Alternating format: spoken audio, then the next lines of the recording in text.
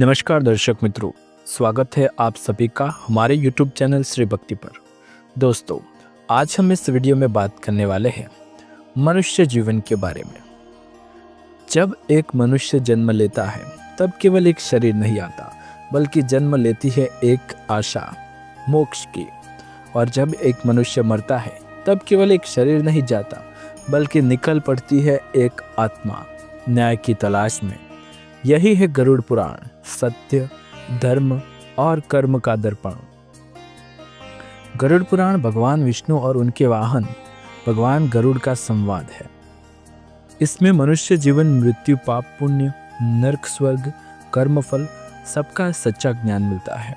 यह ग्रंथ हमें यह बताने की कोशिश करता है कि मनुष्य जन्म 84 लाख जन्मों के बाद मिलता है और इसका उद्देश्य सिर्फ और सिर्फ मोक्ष है। मनुष्य जीवन इतना मूल्यवान क्यों? क्योंकि मनुष्य सोच सकता है, मनुष्य निर्णय ले सकता है, मनुष्य पुण्य कमा सकता है और सबसे महत्वपूर्ण, मनुष्य ईश्वर को पहचान सकता है। अन्य योनि सिर्फ भोग, मनुष्य योनि योग प्लस भोग यानी कि मोक्ष।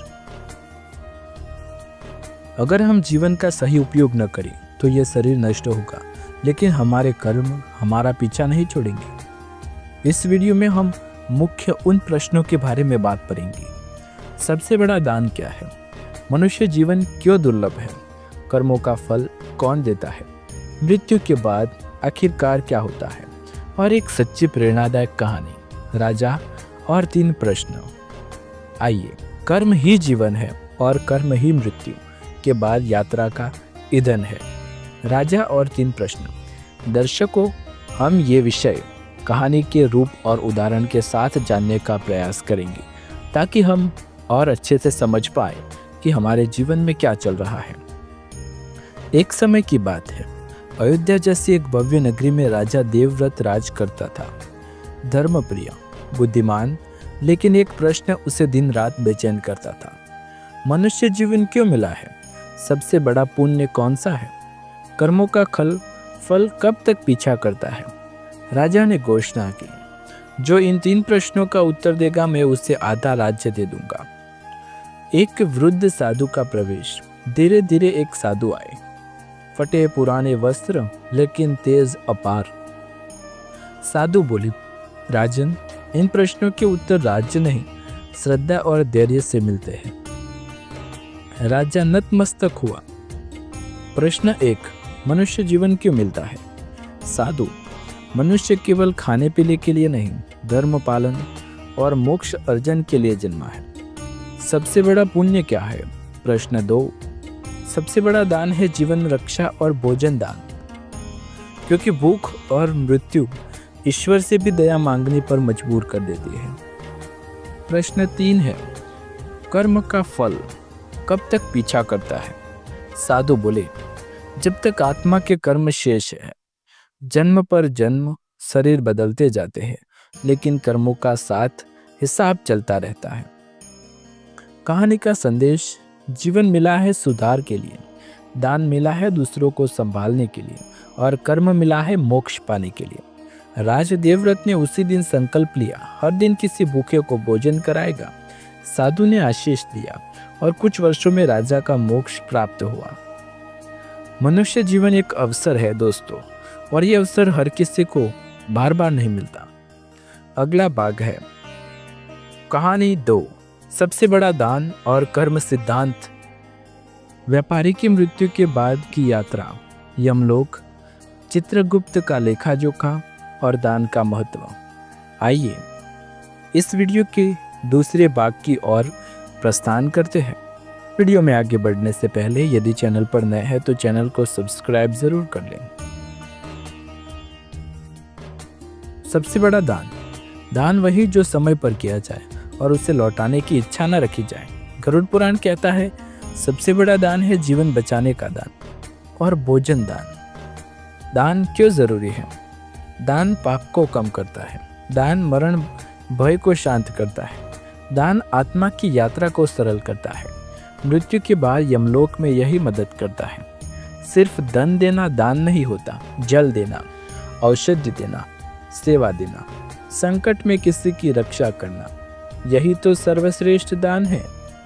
गरुड़ पुराण कहता है, घर में रखी एक रोटी भूखे को देकर खाई रोटी से अधिक पुण्य लाती है। अब सुनिए कर्म और दान का ये सत्य जिसे सुनकर आत्मा जाग जाएगी। कहानी 2, व्यापारी की मृत्यु के बाद की यात्रा। शहर में एक व्यापारी था, नाम वसंत राम। धनवान पर दानी नहीं, कभी किसी गरीब को एक कौर तक न दिया, बस धन कमाना ही धर्म समझा। अचानक एक रात सीने में दर्द और प्राण निकल गए। यमदूत बिजली बनकर आए और आत्मा को खींच लिया। आत्मा बोली, मैंने क्या किया था? यमदूत, तुमने बहुत कमाया पर किसी को दिया नहीं। वसंत राम रोता। चित्रगुप्त का दरबार। चित्रगुप्त ने ग्रंथ खोला। पाप और पुण्य करना शुरू हुई। पाप 100 पत्तों की और पुण्य केवल एक पंक्ति का। वो एक पंक्ति। एक दिन उसने गली से एक भिखारी को रोटी दे दी थी। न्याय का तराजू क्या कहता है? पाप का पलड़ा भारी था और पुण्य का छोटा, लेकिन चमत्कार, वो एक रोटी का दान बार बार ऊपर उठने लगा। यमदूत चौंके। पाप का भार हिलने लगा। वसंत राम रोता हुआ, प्रभु काश मैंने एक रोटी नहीं, एक उम्र दान में लगा दी होती। चित्रगुप्त, तुम्हें नर्क तो मिलेगा, लेकिन वो रोटी तुम्हारा मार्ग छोटा कर देगी। वसंत राम को नर्क ले जाया गया। पापों की यातना मिली, लेकिन वो एक दान उसे मोक्ष का मौका देकर गया। कहानी का संदेश क्या है दर्शकों? धन कभी साथ नहीं जाता, लेकिन दान हर जन्म के साथ चलता रहता है। अब कर्म सिद्धांत। कर्म के बिना न जीवन चलता है न मृत्यु रुकती है। कर्म 3 प्रकार के होते हैं, संचित, प्रारब्ध, क्रियामान। कर्म का नियम, जिसका कर्म शेष उसका जन्म निश्चित। न अच्छा कर्म बचता है न बुरा कर्म छूटता है। यही है कर्म चक्र का शाश्वत सिद्धांत। दान भवसागर का सेतु। भोजन दान सर्वोच्च।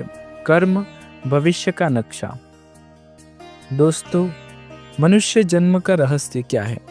गर्भ की स्मृति। आत्मा माँ के पेट में क्या सोचती है?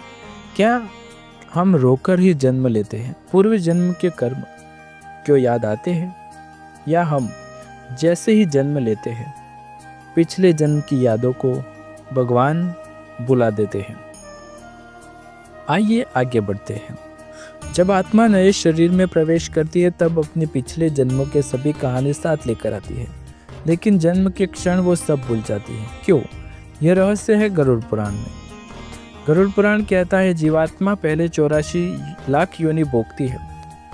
इसमें जलीय, सरीसृप, पशु पक्षी, सूक्ष्म रूप और अंत में मनुष्य, क्योंकि सिर्फ मनुष्य ही वो जीव है जो मोक्ष पाने के काबिल है।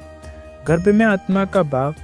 जब आत्मा गर्भ में होती है तब वो पिछले जन्मों के सभी कर्म याद करती है, रोती है, हे प्रभु अब की बार मैं भक्ति करूंगा। आत्मा पिछले पापों का दाह महसूस करती है, अंधकार का घोर भय और खुद के कर्मों का पछतावा, क्योंकि जन्म से ठीक पहले उस आत्मा को एक अदृश्य धूल यानी कि माया छू जाती है। इससे पुराना भूल जाना, नया जीवन शुरू हो जाना, यही कर्मों की नई किताब है। अब सुनिए गर्भ की वो दास्तां जिसे सुनकर आत्मा कांप उठती है। एक महान ज्ञानी की आत्मा अगले जन्म में गर्भ में आई।